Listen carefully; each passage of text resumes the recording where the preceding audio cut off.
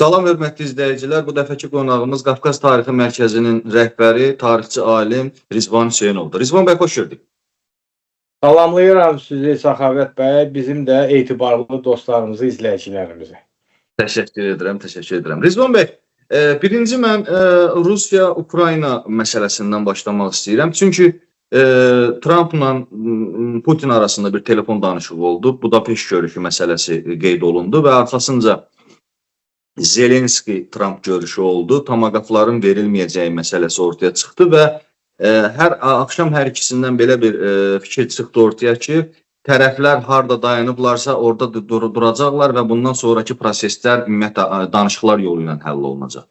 Bu məsələni necə oldu ki, məsələn, Trump tamaqafla hədələyirdi, amma tamaqafı vermədi və yaxud da ki, bundan sonra görüş baş tutur və təbii ki, Zelenski də ümumiyyətlə torpaq itkisi ilə heç nə ilə razı deyildi, amma indiki hədlərdə bir çox şeylə razı oldu. Bu nə ilə bağlıdır və niyə belə baş verdi və bundan sonra biz nə görəcəyik? Yəni, əslində bilirik ki, bu danışıqlar formatında Zelenski hazır idi görüşə. Amma Rusiya tərəfi nəsə başqa imtiyazlar istəyirdi. Bu Tamaqaf məsələsi çıxan kimi gördük ki, Putinin də çıxışından hiss olundu ki, biraz təşvişə düşüblər Rusiya tərəfi. Ona görə bu Tamaqaf məsələsini Trump bir dialoq kimi istifadə elədi. Yəni, əgər Rusiya tərəfi danışıqlarla deyəsən Macaristanda görüş keçirilməli, Zelenski, Putin və yaxın Trump bu danışıqlara razılıq verməsə, Rusiya tərəfi, onda gələn Tamaqaf mövzusu ortalığa çıxacaq. Başqa şeylər də çıxacaq. Trump tələsir, yadınızdadırsa, daim sizə deyirəm, bütün bu münaqişələrin qarşısını alır, ona görə yox ki, sülh göyərçinidir. Ona görə ki, bu çox resurs tələb eləyir, amma əsas hədəf Çindir, Sakit Okean hövzəsidir. Ona görə ABŞ və o ilə müttəfiq partner olan ölkələr başqa münaqişələrə xərclədiyi resursu dayandırmalıdır. Bunun üçün də münaqişələrə dayanmalıdır ki, resurs toplansın və dediyim kimi Çin ətrafında həm iqtisadi, həm başqa yollarla Trump ilin sonuna kimi Çindən dayanıqlı bir cavab almalıdır ki, yeni dünya düzənində Çin, Amerikanın bölgüsü nədir? Yəni, necə bunu formalaşdıracaqlar? Sadəcə olaraq buna görə. Və ümid eləyək ki, yəni burada da Rusiya Çinin oyununu oynayır. Çinin marağı odur ki, müharibələr davam etsin. Yaxın şərqdə də, Ukrayna-Rusiya cəbhəsində də, başqa cəbhələr də açılsın ki, Qərb başda ABŞ olaraq o bataqlıqlarda, necə deyərlər, ilişib qalsınlar. İndi Rusiyadan çox şey asılıdır. Çinin oyununu oynamaq istəyəcək, yoxsa Trump dediyinə razı olacaq. Geri gəlmişkən, bununla bağlı, məsələn, Lavrov təxminən 2 gün bundan qabaq bir açıqlama verdi. Dedi ki, biz Çini satmayacağıq və biz ümumiyyətlə Çinə qarşı bizi kimlərsə təklif eləsə də biz bu təkliflərə açıq olmayacağıq. Çox gözəl, çox gözəl. Rizvan bəy, ümumiyyətlə Rusiya-Ukrayna müharibəsi ilə bağlı biz müxtəlif iddialar var. İddialardan da biri buydu ki, əslində bu Rusiya-Ukrayna müharibəsindən daha çox Amerika və Rusiyanın Avropanı ümumiyyətlə zəiflətmək niyyətidir. Siz necə görürsünüz? Avropa ümumiyyətlə bu məsələyə kateqoriki qarşı çıxırdı. Çünki Alyaska məsələsindən sonra da Rusiyanın, Ukraynanın dostları klubunu yaratdılar. Böyük Britaniya var və yaxud da ki, digər ölkələr var. Konkret olaraq Ukrayna məsələsində Amerikanın ümumiyyətlə istədiklərinin tam əksinə çıxırlar. Avropa İttifaqı necə davranacaq? Avropa ölkələri necə davranacaq burada? Elə gəl biraz da söz demişkən qalxaq qlobal səviyyəyə. Əslində ən yüksək səviyyə Çin-Amerika savaşıdır. Onun da təzahürü Ukraynada görürük. Çinin ən etibarlı premium, belə deyək, bazarı Avropadır. Bütün Çin məhsullarının ən yaxşısı, belə deyək də, Avropaya gedir. Resursu Rusiyadan alır. Qazdır, neftdir, taxtadır, şalbandır. Nə var Rusiyadan alır ucuz-ucuzuna. Çin sənayesi bu ucuz Rus resurslarının hesabına məhsul istehsal eləyir və yenə də Rusiya ərazisi ilə və yaxud dənizlərlə bunu Avropaya qəşəng qiymətə, premium, ən bahalı bazardır Avropa. Bax, bu üçbucağı Amerika dağıtmağa çalışdı. Ukrayna münaqişəsi ilə bunu dağıtmağa çalışdı. Onda izləyicilərimiz deyər, onda Çinin marağı nədir Ukrayna savaşının davam etməyində? Çin də Çinin dediyim kimi marağı odur ki, bu savaş idarə olsun, yəni Çinin maraqlarına və Çinin bazarları dağılmasın. Çin istəyir Arktika üzərindən, dənizlər üzərindən yenə də Avropa ilə öz nəqliyyatını qorusun, saxlasın və yaxud bir yol deyirlər də, İpək yolu layihəsi. Türkistan birisi, mən Orta Asiya sözünü demirəm. Çindən Türkistana, Qazaxstana, Özbəkistana, Qazaxstana gedən yollar Xəzər üzərindən Azərbaycan, sonra Ermənistan və yaxud Gürcüstan, Türkiyə, Avropa.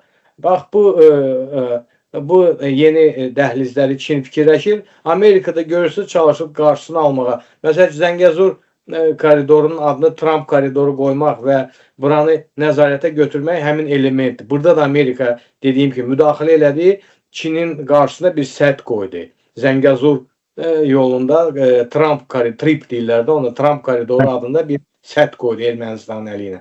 Yəni bu savaş çox qlobaldır. Burada Avropanı qurban verəcəklər. Yəni bütün liberal dəyərlərin mərkəzi Avropadır. Liberal dünyada 19-cu, 20-ci əsrdə bu gördüyümüz yeni düzəni o vaxt ki formalaşdırdı. Kapitalizm nədir, sosializm nədir? Hamısı liberal dəyərlər ətrafına və yaxud ona əks olaraq cərəyan eləyirdi. Mərkəzi Avropadır, ona görə də Avropa üçün ağır günlərdir. Əsasən də Fransiya və Almaniya üçün Avropanın lokomotivləridir. Ona görə Böyük Britaniya lazım olan məqamda Avropanı tərk etdi. O da bir marker idi ki, yəni yeni dönəm başlayır. Avropanın hərbi gücü yoxdur. Bu proseslərdə Avropa ancaq pulu var, çox qəşəng pulu var. Amma pulla tək həll olunmur. Ona görə yağın ki, burada ən çox, belə deyək, əziyyət çəkən sözsüz ki, Ukraynadır.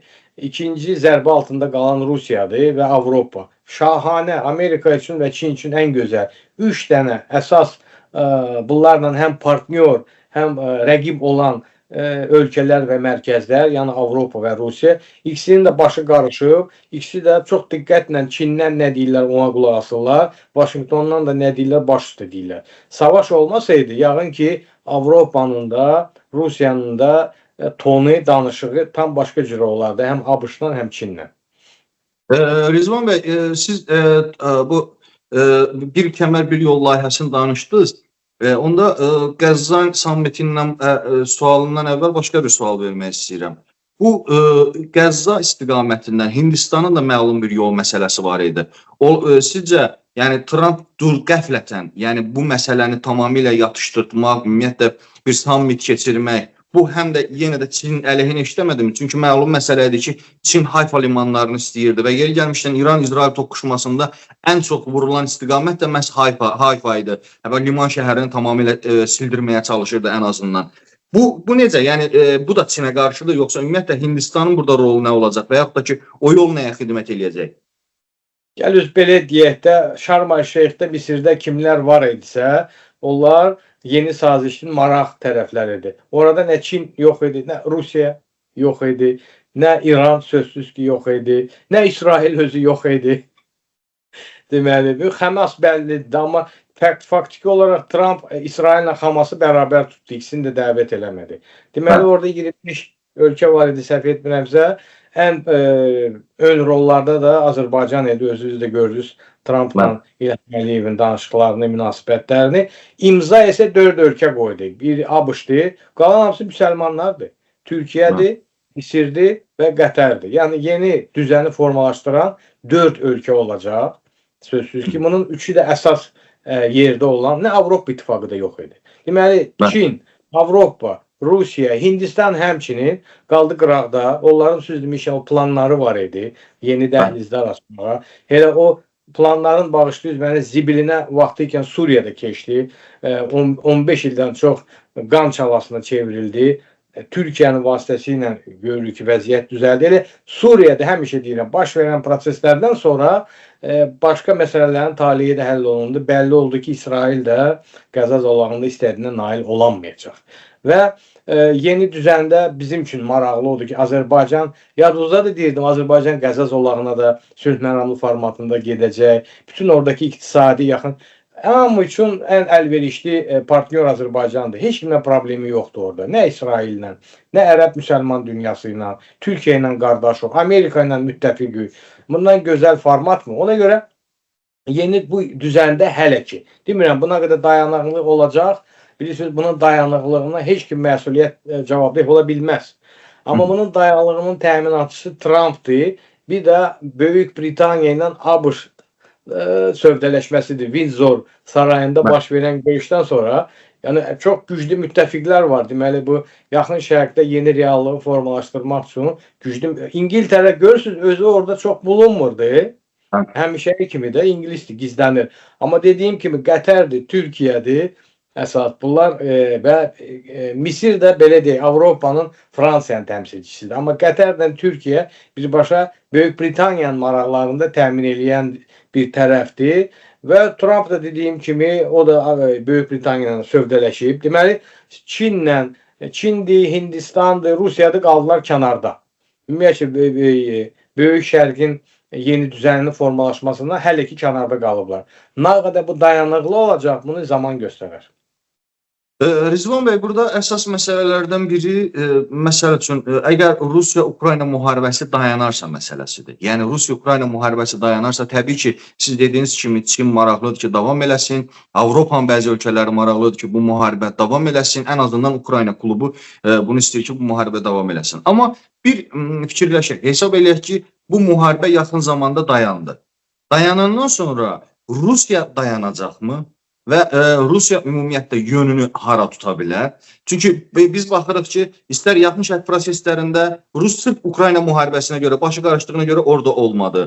Yəni, dünyanın harada nə proses baş verir, onların heç birində kənarda qaldı. Demək, hamısından kənarda qaldı. Bundan sonra nə baş verəcək? Bilirsiniz, bu Trump'ın arzusu bəllidir də, dediyim kimi. Bütün münaqişələri dayandırmaq, ən çətini də Rusiya-Ukrayna savaşıdır. Amma başqa oyunçular, hətta onun müttəfiqləri bu qədər mi istəyir Rus-Ukrayna savaşını dayan? Hələ Rusiyanı qoyaq bir qırağa da Putini. Yəni, məsəl üçün deyim, Böyük Britaniya bu qədər mi maraqlıdır ki, Rus-Ukrayna savaşı dayansın? İnanmıram. Dediyim kimi, Çinin də öz maraqları var. Avropada bəli, Fransada, Almaniyada çox istəyir ki, o savaş dayansın. Ona görə ki, birbaşa onlara problem yaradır. Yəni, görürsünüz, yetkin qərar yoxdur. Ona görə, məsəl üçün, elə keçək Putinin özünə. Yaxşı, savaş dayandı. Savaşın dayanmağı birbaşa o deməkdir ki, həm Ukraynada, həm Rusiyada hakimiyyətin transferi gedəcək. İndi bildiyiniz, yəni, hakimiyyət dəyişməlidir. Düzdür, iki tərəf, ikisi də bir-birini elan eləyəcək. Hətta Trump dedi də, istəyirsiniz, hər kəs özünü, necə deyərlər, qalib gələn tərəf kimi elan eləsin. Təki, yəni Trump hər şeyə hazırdır, təki buna nail olsun. Deməli, gəl gözləyə gələn həftəni, bu Macaristandakı görüş olsa və onun nəticələri olsa, əslində Ukrayna üçün çox, deməli, Ukrayna üçün çox ağır vəziyyətdir. Macaristanda görüşmək, bilirsiniz də, Ukrayna-Macaristan münasibətləri çox gərgindir. Yəni, bundan əvvəl yadınızdadısa Moskvada təklif olunurdu Zelenskiyə. Bəllidir ki, oraya gedəməyəcəkdir. Bu da heç ondan geri qalmayan. Bir dənə Serbiyadır, bir də Macaristandır. Rusun və sadəcə olaraq Macaristan prezidenti Amerika ilə daha yaxındır, ideoloji baxımdan dost. İki tərəfin elə bir, deməli burada Amerika ilə Rusiya, belə deyək də, maraq var ki, Macaristanda görüşüb Ukraynanın hesabına bu ateşkəsi imzalasınlar. Ukraynanın ərazilərin hesabına. Amma Ukrayna işğalla barışmayacaq. O bəllidir ki, biz barışmadıq. Danışıqlar uzun gedəcək. Sadəcə olaraq necə ki 94-cü ildə elə bir şərait yarandı ki, istər məcbur, istər lazım idi. Biz getdik ateşkəsə və heç də uduzmadıq. O iqtisadi və s. Görək həmin vəziyyət uduzan Ukrayna üçün şərait yaradılacaqmı? Yaradılsa da dediyim kimi hakimiyyət dəyişməyin ehtimalı böyüdür. İstər Ukraynada, istər Rusiyada. Yəni Rusiya bu savaşdan çıxsa o böyük döyüş ordusu, döyüşən kütlə Moskvaya, Peterburqa gələcəkmi? Yox. Onları yönəldəcəklər uzaq şərqə, Vladivostoka, Sibirə, itirəcəklər izlərini. Çin-Rusiya sərhədi istiqamətində onlara imtiyazlar verəcəklər ki, heç biri böyük şəhərlərə bu baş kəsənlər gəlməsin. Yəni, yeni problemlər yaranır da Rus hakimiyyəti üçün. O problemlərin həllinə hazırdırmı? Mən belə baxıram ki, Rusiya üçün elə-belə yalancı falan savaş sərf eləyir. Güya döyüş gedir, amma nə irəliləyiş yoxdur, nə geri. Ona görə gəlir bu həftələri gözləyək. Ondan sonra düşərik. Rizvan bəy, biz dünyada baş verən proseslərə baxanda həm də nəyə şahid oluruq? Bir ənənəçilər var. Yəni ənənəçilər nəyi nəzərdə tuturam? Neft, qaz. İstər bunu Trump da bu neft bu sahədədir, elə Putin özü də bu məsələnin üzərindədir. Sırf neft, qaz məsələsi üzərində. Bir də yenilikçilər. Yenilikçilər nə ilə bağlıdır? Batareyalar da, yəni sırf süni intellektlə bağlı, litium, kobalt, nə bilim digər yataqlar. Ümumiyyətlə bu müharibənin coğrafiyasını dəyişəcəkmi? Və bu coğrafiya dəyişəcəksə biz başqa nələrin şahid olacaq? Çünki artıq bu coğrafiyaya biz baxanda nəyə nəzərdə tuturuq? Afrikada olmalıdır, Çində olmalıdır. Torpaq emalı üzrə, yəni o nadir metalların torpaq emalı məsələsində dünya bazarının 85% təkcə Çinin üzərindədir. Çinin payına düşür. Bax, buna necə baxırsınız? Yəni bu yenilikçilər və ənənəçilər, bunların arasında həm də bunların arasında sanki bir savaş da gedir. Burada qalib tərəf kim olacaq? İndi bu yaxşı dediniz, bu konservator deyirlər də, ənənəçilər. Bunların marağı nədir? Köhnə düzəni qoruyub, saxlayıb, oradan keçid eləməyə yeni düzənə. Amma Çin, gəlir belə səmimi etiraf eləyək ki, progresin irəlisində Amerikanı da qabaqlayır. Amerikada istəmir ki, yeni düzəndə, kim irəlidə də onu formalaşdıracaq da, yəni Çini qabağa buraxmaq istəmir. Çin iqtisadiyyat baxımından, siz demişkən, resurs, parametr baxımından, yeni alternativ texnologiyalar baxımından çox gözəl bir düzən ilə avtomobillərə baxaq görəcəyik də. Amma ABŞ bunu istəyərmi? Yox. ABŞ nə istəyir? Çini ram etmək. Yəni Çin, sən işində ol. O yeni texnologiyaları tətbiq elə, amma mənim idarə altımdır. Mən səni idarə eləyəcəm. Nəyi, necə, ha vaxt. Bax, savaş bu savaşdır. Yəni ki, o ənənəçilər neyi necə bəyəm? 20-ci əsrin sənayesinə mi bizi qaytaracaq? Mümkündür. Çin bütün parametrlər üzərində qalib gəlib. Yəni Çin dünyanın hər şeyini istehsal eləyir ucuz qiymətə. Mən sizə bir misal çəkim. Neçə il bundan qabaq BMW şirkəti bankrot səviyyəsində idi. Almaniyanın BMW, tanınmış BMW. Gəldi, saziş bağladı Çin avtomobil korporasiyası ilə ki, BMW-nin motorlarını ucuz istehsal eləyəcəklər Çində. İki tərəfə də sərf eləyir də. Oradan da ixrac eləyəcəklər Avropaya, qəşəng, ucuz. Nəticə etibarilə 2 il ərzində Çin bunu istehsal elədi. Əzbər bütün motorun parametrlərini öyrəndi və yeni maşınlar indi buraxır, hibriddir. Yəni BMW motorudur, amma hibriddir. Həm elektrikdir, həm də ki, ənənəvi. Və bu ilə də öldürdü. BMW ümumiyyətlə bankrotu oldu. İndi də BMW öz zavodlarını Çinə satır ki, yaxşı, gəl burada Çinliləri də gətir, Almaniyada həmin ucuz motorları istehsal elə. Yəni bu səpkidə qalib gəlmək olmur Çinə.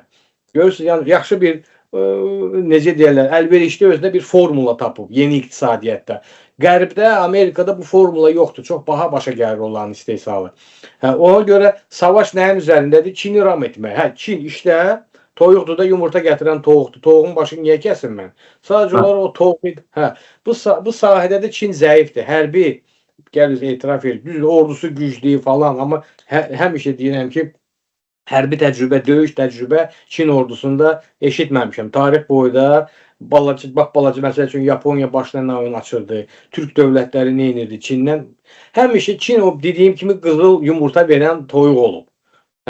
Kim onu ram eləyibsə iki tərəfli də qazanılıb. Necə ki orta əsrlərdə bizim babalarımız həmin o ipək yolu bizim əlimizdə idi. Çin orada ipək istehsal eləyirdi. Nə qızıl yumurtalar verirdi. Biz də onu təhlükəsizliyi təmin edib satışını təmin etmişdik də dünyaya. Yaxın ki Amerikada təxmini belə deyə dənizlər və qurular üzərindən həmin sxemi işləmək istəyir. Rızvan bəy, amma Çin dirəniş göstərir. Məsələn, açıq şəkildə Trump da bildirdi ki, biz Çinlə iqtisadi savaşdayıq. Elə Çinin özü də bildirir ki, biz artıq iqtisadi bir savaşın içərisindəyik. Burada əgər bu Çin hiss olunur ki, iqtisadi savaşda Amerika çox da dözüş gətirə bilmir. Çünki Çinin həqiqətən də resursu, bazar çoxdur. Yəni təkcə Amerika bazarı deyildi, bazar çox həddindən artıqdır.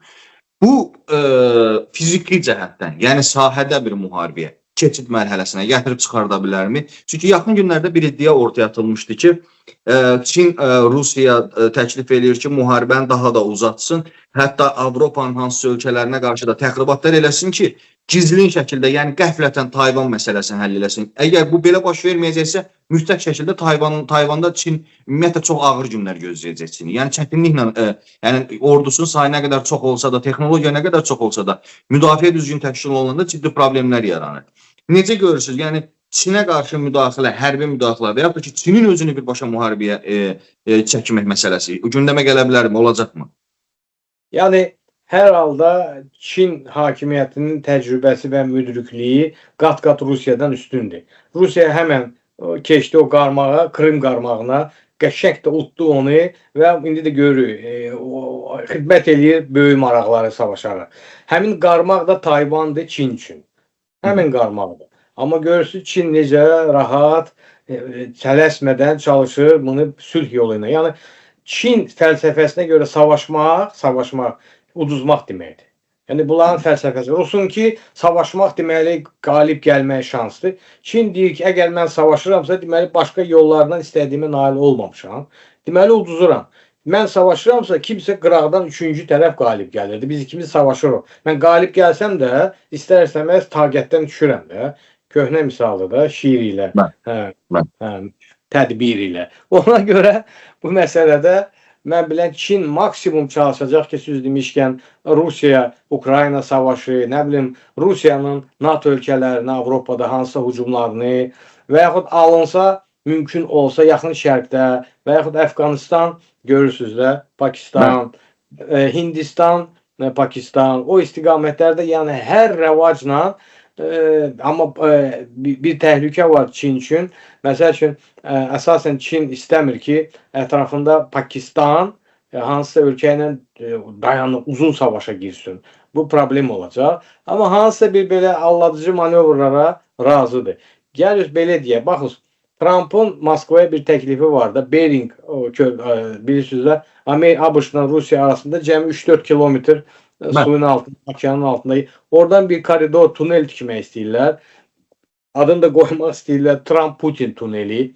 Səslən Zəngəzur məsələsi ilə nə qədər üst-üstə gəlir? Trump yolu, trip Zəngəzurda. Yəni, bu şirin konfetdir də Trump təkliflərini verir. Həm də bu, bilirsiniz, Çin üçün problemdir. Faktiki olaraq Amerika birbaşa Rusiyanın texniki təchizatını yeni belə deyək də, yeni dönəmdə yeni parametrlər üzərində iqtisadiyyatının dirçəlməsinə kömək eləyəcək. Amma dediyim kimi bir şərt var da, Rusiya Çinə qarşı bir cəbhə olmalıdır. İndi bu məsələnin həllini heç kim, özləri də bilmirlər necə həll olunacaq. Əfsuslar olsun, ona görə də gələcək illərdə böyük savaşın ehtimalı artır da. Düzdür, mən buradan istəmirəm bəd xəbər. Amma hələ ki tarixdə görməmişəm ki, kimsə rahat desin ki, gəl, mən pulumu verirəm sənə. Kimsə kiməsə desin ki, ver bura resursunu, böyük ölkələr, yəni böyük, global, hətta ölkə yoxsa transmilli maraqlara, o da desin ki, yaxşı, sən deyənə razıyam, savaşsız. Hələ tarixdə belə bir şey olmayıb. 5000 illik tarixi vərəqləyəndə görürsən ki, cibə çatanda cib məsələsinə heç kim güzəştə getmir. Ümid eləyək ki, bəlkə bu dəfə möcüzə olacaq, amma ki, hələ ki o möcüzəni görmürəm. Və Rizvan bəy, onu da belə başa düşdüm ki, yəni müharibə proqnozlaşdırırsınız və bu müharibəni kimlər arasında və hansı istiqamətlər ola bilər? Boşluq haradadırsa orada baxın, bütün əksər ölkələr hərbi sənaye kompleksini möhkəmləndirir, istər Azərbaycan, istər əksər ölkələr.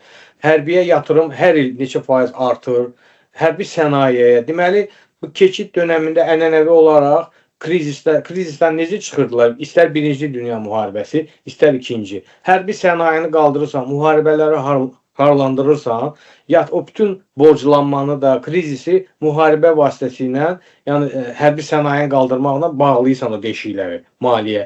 Mən baxıram ki, o siz deyirsiniz, konservatorlar, ənənəçilər həmin fəndən istifadə eləmək istəyir də yenə də. Necə ki, birinci dünya savaşında, ikinci dünya savaşında, indi də baxıram ki, qəşəng. Amma harada olacaq onu heç kim deyəməz. Səxavət bəy, onu heç kim proqnozlaşır.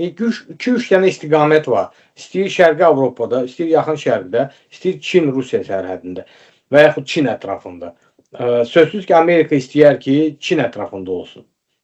Tamam, Çin istəyər ki, Avropa Rusiya istiqaməti və yaxud yaxın şərqdə. Görək kim harda müharibəni harlasa o şahmatdakı birinci xoddur da. Ağlar, Hə. ağ başlıdır da A2. Kim kimə qarşı maraqlarına qarşı savaş başlasa, məsəl üçün yaxın şərqdə müharibə başlasa, bu Amerika üçün yenə də zərbədir. Hə. Avropada yenə də belə Avropa mən belə baxıram ki, nəticə etibarilə yenə də Şərqi Avropadır. İki tərəf razılaşacaq ki, necə Birinci Dünya müharibəsi, İkinci Dünya müharibəsi təxmini eyni coğrafiyada olacaq yəqin ki. Tək olmasın. Tək olmasın. Rizvan bəy, Çin bildik, Amerika həm Çinlə bağlı, həm Rusiya ilə bağlı, həm Avropa ilə bağlı və Amerika rahatdır nə mənada? Çünki ətrafında bir müharibə yoxdur. Düzdür, Venezuela məsələsi var gündəmdə, orada bir mən hesab edirəm ki, tarixin ən qondarma Nobel sülh mükafatı məsələsi həll oldu. Yəni həqiqətən də belədir. Yəni çox mənasız da bir məsələ idi. Nə deyirəm? Çin və Rusiya, hətta müəyyən mənada Avropanın ölkələri niyə bu müharibəni Cənubi Amerikaya, yəni ümumiyyətlə Amerika qitəsinə, materikinə niyə daşımırlar? Və yaxud da ki, niyə daşıya bilmirlər? Əslində çox istəyirlər ki, ABŞ-ın ətrafında münaqişələr yaransın. Ən gözəl variant Çin üçün və onun müttəfiqləri üçün elə budur ki, Amerikanın cənub sınırlarında istər Venezuela, istər Kolumbiya, istər Meksika, Braziliya. Braziliya bu işlərə getməyəcək. Əsas Meksikada çətin. İndiki Meksika rəhbərliyi buna getməz. Amma görürsünüz də Kolumbiyadır, Venezuela rəhbərliyi deyəsən çox qazdanıblar Çin pulu ilə. Yaxşı neft satırlar, qaz satırlar. Ona görə nə olsa bu istiqamətdə olacaq və ABŞ-ın ən böyük səhvi də o olar ki, burada uzun müddətli savaşa girsin. Yəni dediyim kimi Çin fəlsəfəsinə görə kim savaşa girirsə o 50% uduzmuşdur. Görək nə olacaq. Rizvan bəy, sonda sualım belə olacaq. Əgər Rusiya-Ukrayna müharibəsi bitəcək təqdirdə mən təbii ki, bu sualın əvvəlini vermişdim sizə, indi davamını eləmək istəyirəm. Rusiyanın ümumiyyətlə iddialar var. Yəni müxtəlif həm qərb mediasında bu iddiaları görürük, Rusiya mediasında bu iddiaları görürük. Rusiya ümumiyyətlə həm dediyim Türkistan coğrafiyası, Orta Asiya və yaxud da ki, orada hansısa müdaxilələr, hətta Cənubi Qafqaza müdaxilələr, son günlər Azərbaycanda da görürsünüz, Ramiz Mehdiyev məsələsi, digər məsələlər çıxıb ortalığa. Bunlarda nə baş verə bilər? Elə Azərbaycanla bağlı da mümkünsə elə Türkistan coğrafiyasına bağlı Azərbaycanla bağlı bir fikrinizi almaq istəyirəm. Deməli, bilirsiniz də Səxavət bəy, bizdə bağlı leksiyalar keçirilir ayda 2 dəfə. Biz orada müzakirə edirik və ilin əvvəlindən 2-3 dəfə proqnoz vermişdik ki, hətta keçən ilin sonunda bizim uçaq vurulanda mən demişdim ki, Azərbaycan postsovet məkanının şərtsiz liderlərindən biri olacaq. Yəni o SNG deyilən ərazidə, MDB deyilən ərazidə Azərbaycan şərtsiz lider olmalıdır və bunun qarşısını almaq istəyirlər. Elə bəlli hadisələrdir, istər ölkə daxilində, istər bizim uçağımızın vurulması. Məqsəd o idi ki, əngəl yaratsınlar və yaxud çevriliş olsun, bilmirəm. Bu məsələlər elə açılacaq. Fakt odur ki, Azərbaycan rəhbərliyi çox uğurla bu mərhələlərdən keçdi, dirəşməni göstərdi Rusiyaya və düşənbədə görüş vizual olaraq gördüyü də rəhbər kimdir? Kimin ətrafında? İlham Əliyevin ətrafında. Hara gedirdi prezidentimiz, hamı da ora qaçırdı. Putin qalmışdı qıraqda. Harada əyləşirdi, orada əyləşirdilər. Yəni şərtsiz, mən yenə də deyirəm, 2 dənə belə deyək, postsovet məkanında avtoritet var. Bir nə qədər də qəribə səslənsə Lukashenko'dur. Mən sizə dəfələrlə demişəm ki, müttəfiq dövlətin, ittifaq dövlətin, Rusiya, Belarus dövlətinin rəhbəri Putin deyil, Lukashenko'dur. Yəni o böyük iki dövlətin rəhbəri, SSR-nin dırnaqarası rəhbəri Lukashenko'dur. Trump da oynandı. Hamı da oyuna münasibət qurmaq istəyir. İkinci format isə bizim prezident İlham Əliyev formatıdır. Türkistan. Yəni qeyri-Slavyan, belə deyə də Belarus güya ki çalışır Slavyan və belə deyə də başqa xalqların bir təmsilçisi olsun, amma heç də alınmayacaq. Nəyə görə? Rusiya ilə Belarus Ukrayna qarşı savaşdadılar. Açıq olmasa da Belarus da o cəbhədədir. Amma bu tərəfdə, yəni Türkistan tərəfdə şərtsiz liderlərdən biri İlham Əliyevdir. Sırf postsovet bildinizdə Türk məkanını deyirəm. Sözsüz ki, Qazaxstan prezidentinin böyük rolu var. Qasım-Jomart Tokayevin, sonra Özbəkistan prezidentinin Mirziyoyevin öz rolu var. Amma şərtsiz lider, istədiyini diktə eləyən hərbi siyasi istiqamətdə, iqtisadiyyat, nəqliyyat. Məsələn, şu Qazaxıstan da, Özbəkistan da biraz çəkinirlər, görürsünüz Rusiyadan. Bəzi məsələlərdə məcburdular. Bizi arxamızda, prezidentin arxasında güclü ordu durub. Yəni ona görə istədilən iradə var. İradə var, güc var və son o Düşənbədəki görüşdə Putinin belə vizual olaraq gördükdə necə üzr istəməyi, münasibətləri bərpa etməyi onu göstərir ki, postsovet məkanında əsas güc əvvəl məsəl üçün MDB formatında əsas güc Rusiya, Belarus, Ukrayna idi. Yanında Ermənistan və Gürcistan. Xristian klubu. Gəlir səmimi deyə. Biraz da Moldova. Sonra bu klub həmən dağıldı. Bu klub dağıldı, boşluq yarandı. Bu Avrasiyaçılıq ideyasını Rus atdı ortalığa. Avrasiyaçılıq nədir? Türkçəlik idi. Bu dilinə gətirənmir Rus. Evraziystvo deyirlər də ona. Nəticə etibarilə indi yeni klub yarandı. Türk dövlətlərinin klubudur. Burada Özbəkistan da var, Qazaxıstan da, Qırğızistan da, Türkmənistan da çox gözəl, axır ki Türkmənistan da. Tacikistan da baxmayaraq ki Türk dövləti deyil, həmin istiqamətdə gedir. Macarıstan da Türk dövləti təmizdir, düzdür, kökəni Türkdür. Pakistandır, Əfqanistandır. Yəni bu nüvə olaraq Türkistan Türk dövlətləridir, Azərbaycandır, Türkiyədir. Ətrafında qeyri-Türk dövlətlər də və bu böyük təhlükədir Rusiya üçün. Nəyə görə? Rusiyada yaşayan Türk xalqları da çox böyük ümidlə baxır bu yeni projeye. Yəni Türkistan projesinə, Turan projesinə, Türk projesinə. Bu da biraz diskomfort yaradır Rusiya üçün. Qaçılmazdı amma bu yaranacaq və bunun qarşısını almaq yox. Belə deyək də, bunun gedişatını biraz ləngitmək üçün Rusiya hakimiyyəti istənilən güzəştə gedəcək bizə. Məsələn, bu proses belə deyək də 20 il. Hətta orada Türk dövlətləri Qəbələdə yığışanda projenin deadline'ı da verildi 2040-cı il. 2040-cı ilə qədər bu həmin o Türk dövlətlərinin tam bitişməsi, hərbi sənaye, hərbi siyasi, kosmos, internet, alternativ sosial şəbəkələr, dil, humanitar hamısının deadline'ı 2040-cı ildir. Belə deyək, Avropa İttifaqı formatında bir ümumi, demərəm dövlət, ümumi bir ittifaq yaranmalıdır, bərabər ittifaq. Bu ittifaqın şərtsiz liderləri var. Türkiyədə, Azərbaycan'da, sonra Qazaxıstan, Özbəkistan. Demişəm də o 4 taktlı motordur da. Motorun içində 4 takt olur. Bunun içində də mərkəz rolunu Azərbaycan oynayır. Və hamının ümidləri, nəzərləri Azərbaycandadır. Buna görə necə deyirlər, duaçı olaq da. Duaçı olaq, sabitliyimiz güclənsin. Rizvan bəy, məcbur elədiniz, mən sizə sonuncu demişdim, amma bir sual verəcəm. Nə mənada? Siz bu formatın gələcəkdə biz görürük ki, dünya çox qütblü dünyaya gedir. Qısa da cavab verə bilərsiniz. Sizcə bu dediyiniz format qütblərdən biri ola bilərmi? Bilirsiniz, mən dəfələrlə fizika qanununa görə 2 qütb var. Mənfi və müsbət. Onda enerji gedir. 2 dənə əsas, savaşda da 2 tərəf var. Və yaxud belə deyim də sizə, 2 dənə mərkəz, qlobal, ölkələr birləşir bir klubda, o birisilər ikinci klubda bir-birinə savaşırlar. Savaşda 3, 4, 5 tərəf olmur da, yəni taktiki olur, amma 2 tərəf var. Ona görə dünya bölgəsində də baxın, 20-ci əsrdə də Qərb klubu var idi, bir də SSR və onun ətrafı 2 qütb var idi. Sonradan SSR çöktü, boşluq yarandı. İndi Çin deyir ki, mənəm, ikinci qütb mənəm. Yəni 3-4 qütb istiqamətlər ola bilər, mərkəzlər ola bilər. Bəli, Turan projesi çox ciddi mərkəz olacaq. Hələ ki qütb olmağına mən tələsmirəm demək, amma bəlkə də Sayın Erdoğan demişkən bu 100-illik Türk 100-illiyi idi. Görək axırı nə olacaq.